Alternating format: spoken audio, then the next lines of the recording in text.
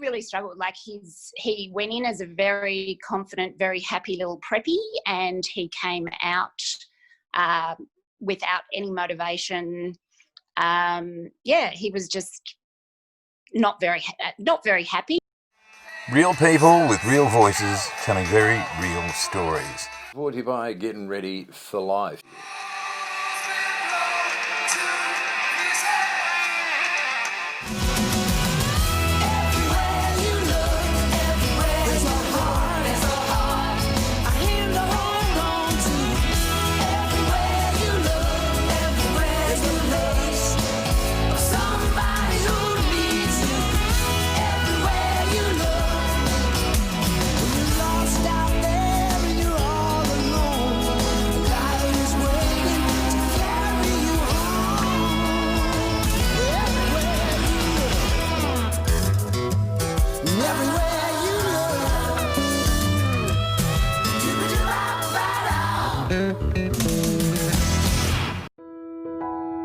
Hey, my name's Greg. I'm from Getting Ready for Life, and for around about the last 20 years I've been working in high schools across the northwestern region of Melbourne, and one thing that always strikes me when I walk into a school corridor or a classroom, and all those memories come flooding back of my own high school experience.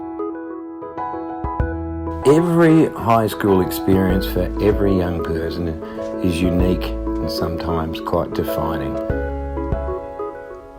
Now, Rob, who's a member of our Getting Ready for Life staff, was really brave recently when he stepped up. We were talking about education. He said he wanted to speak about his experience at high school. It's neither better nor worse nor sadder nor more joyful than any other, but just interesting enough to get that point of view.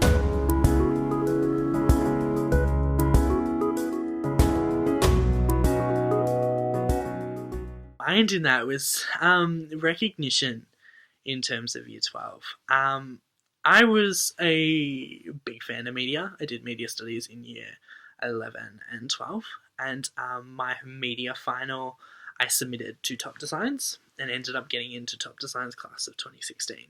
So it's all students across Victoria can apply if they do get an A+ on their work, and then it goes up against a board that then pick and decide which ones they sort of like, and then kind of put that gets into a display in the Melbourne Museum, which is there for like a good 3 months from what I can remember. And yeah, it is a really big achievement. So I ended up getting that for my photography work, and it was so ecstatic. You talk about defining experiences at school, and it's not always about the results of your tests or your ATAR scores or how many friends you have. Sometimes it's just a moment that changes your teenage experience and sometimes your life. Helped me through all of that, which was really good. So that, but it was just the accolade of, I feel like something as good as that should not just reflect the student's ability and the curriculum, but should also reflect the school. I feel like that's such a big turning point and such an accomplishment for a kid to not only get an A+ on a Year 12 assignment that's that big. Like, it took me the whole year to pretty much finish, and hours and hours at school, at home, spending countless amount of time on it. I didn't get any recognition from my school, and kind of pissed me off a little bit. In terms of doing Top Designs, there was no sort of mention. One of the sort of things that, you know, we started talking about not instilling a sense of passion in kids, and this kind of, you know, one size or maybe, you know, a small number of sizes fits everyone kind of thing. And then we have people like Dean was saying who perhaps fall beneath the cracks. And they actually send them invitations to come to opening night. And on opening night, I can clearly remember, it was in March of 2017 when we opened, and I ended up getting an extra prize on top of Top Designs, which was it was called the Creative Museum Program, and it was basically a few weeks long internship with the museum in their communications department, which was really fun. But neither my principal nor my teacher were there to support me. I didn't get anything in regards to an email, a phone call, or anything from the school. And I know that they were invited that night because I saw other kids with their teachers and principals and showing off their work, and mine just seemed to not care. And sort of what I've learned sort of from that, and which is sad to say, that okay, my achievement was in the arts and they didn't seem to care. In life, let alone education. I mean, I think the message you give a student from a teacher or from anyone is very important. You need to build them up, not knock them down. I can't really say much more than that. Real people with real voices telling very real stories. Brought to you by Getting Ready for Life.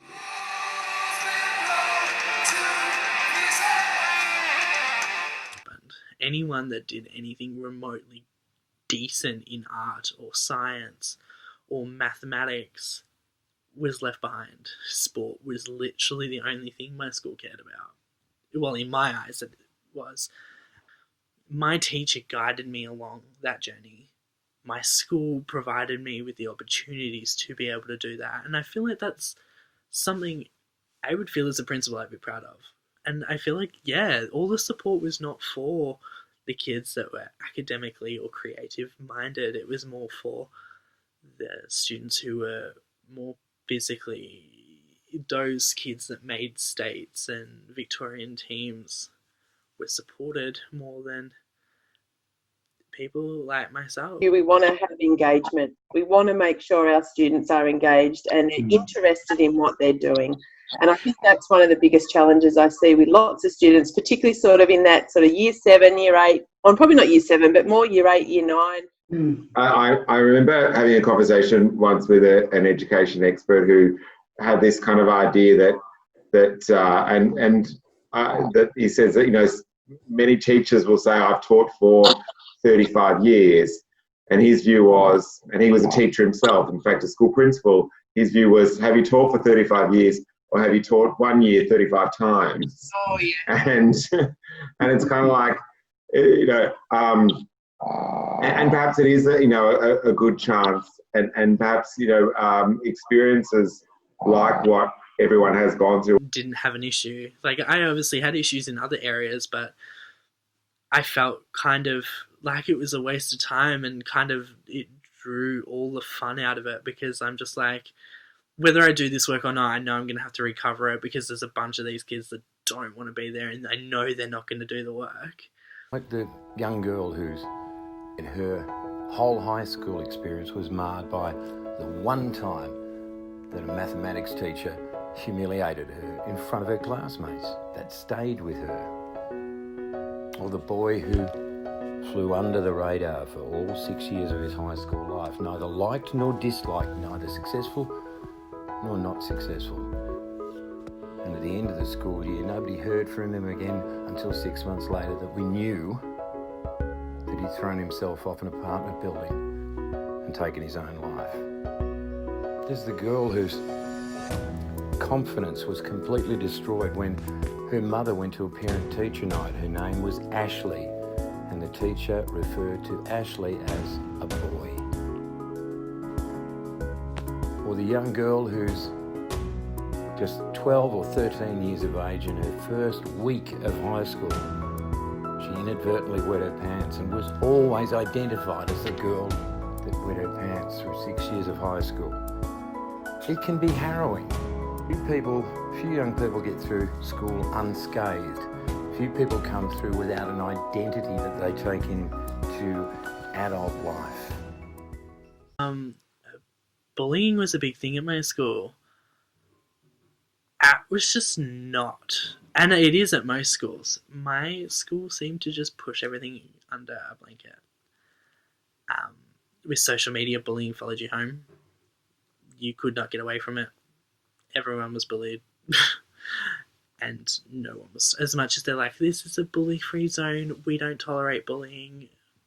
You do.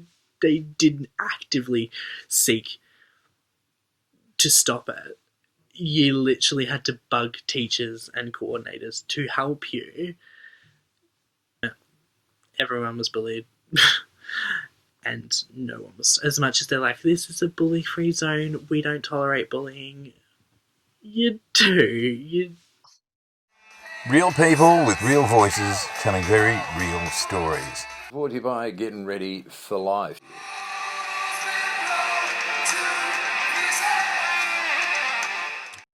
And so in Year 9, they were told they had to make a comic book. And he said, I don't like drawing. I'm not imaginative.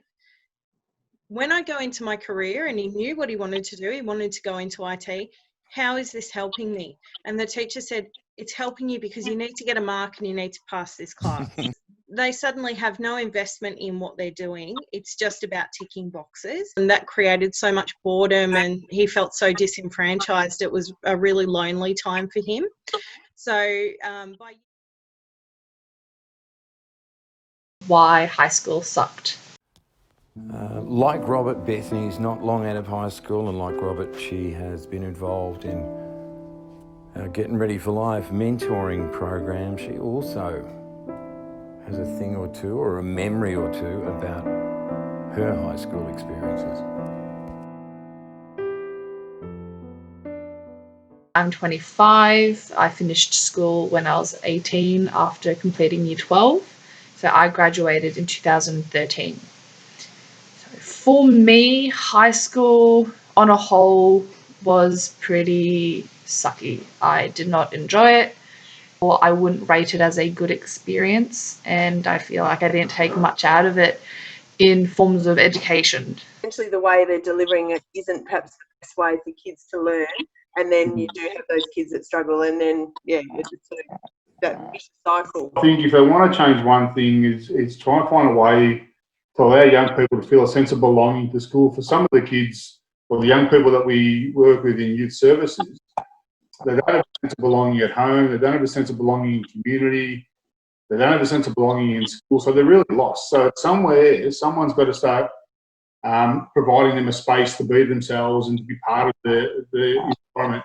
And the school is a school environment. It's not a therapeutic community where everyone sort of has a say, sort of is there for the same reasons and to support each other. When I was in Year 11, I had a group of friends, well, people who I thought were my friends, and we had a sleepover, and we did some stupid stuff on the internet, and we drank. Not recommending any of this, but that's what we did. And at the end, the next day, it was all fine.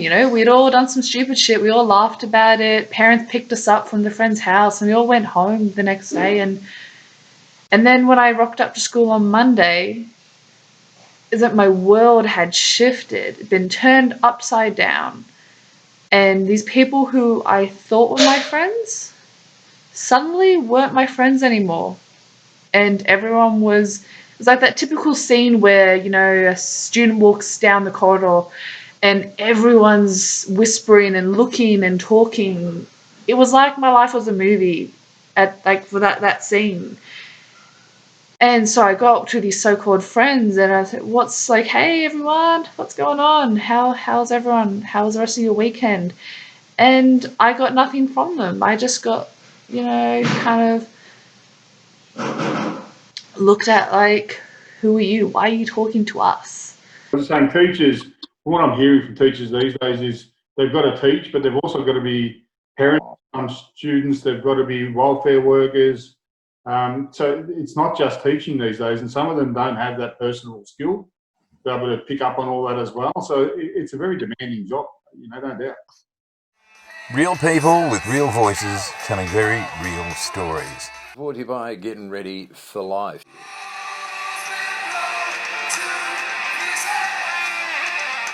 Talked a lot.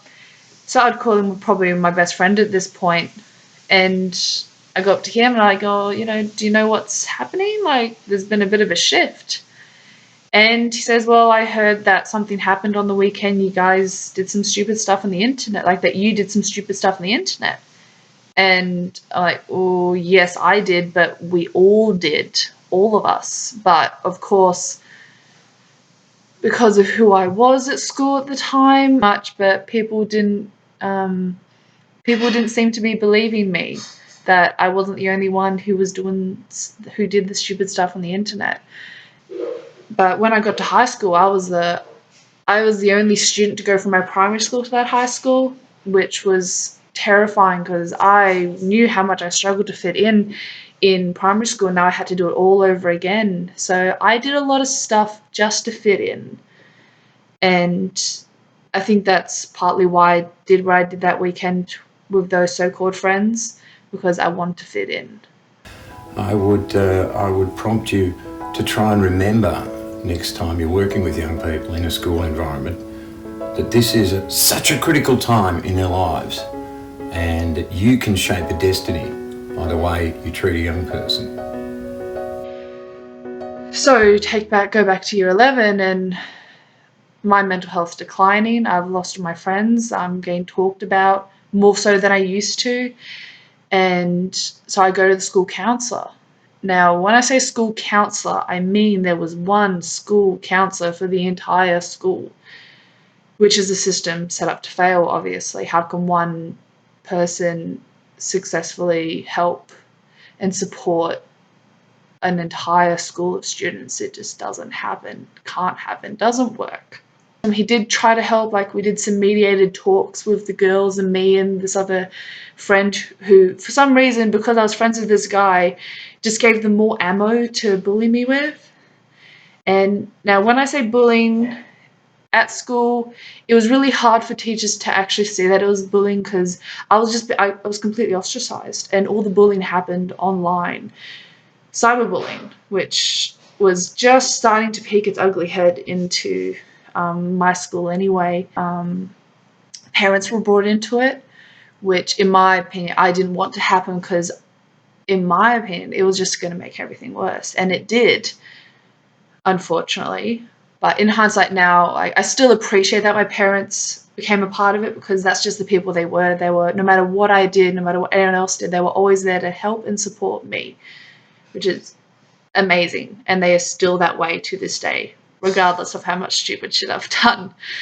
So it all just kept spiraling into a big snowball, and I just kept getting caught up in it, and I couldn't escape it. And mental health, as I said, it was declining so rapidly.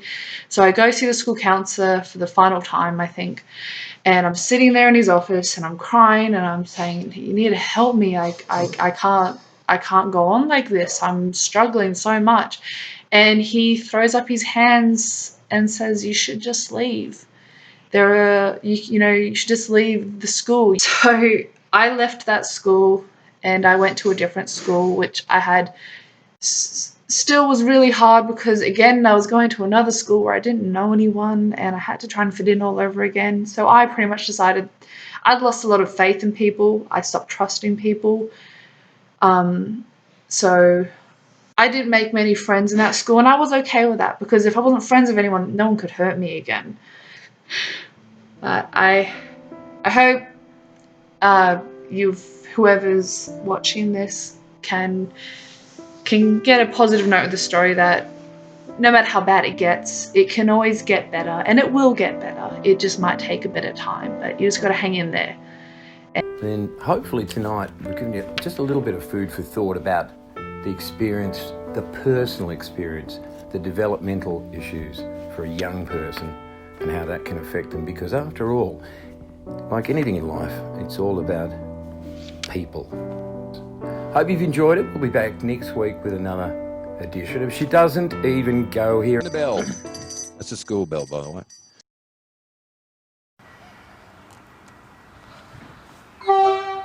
I'm getting ready. Are you getting ready? We're all getting ready. We're all getting ready.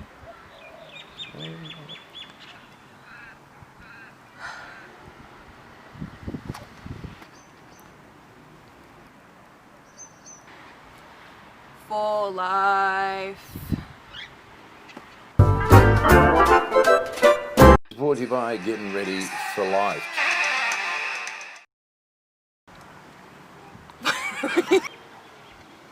Stop smiling! Stop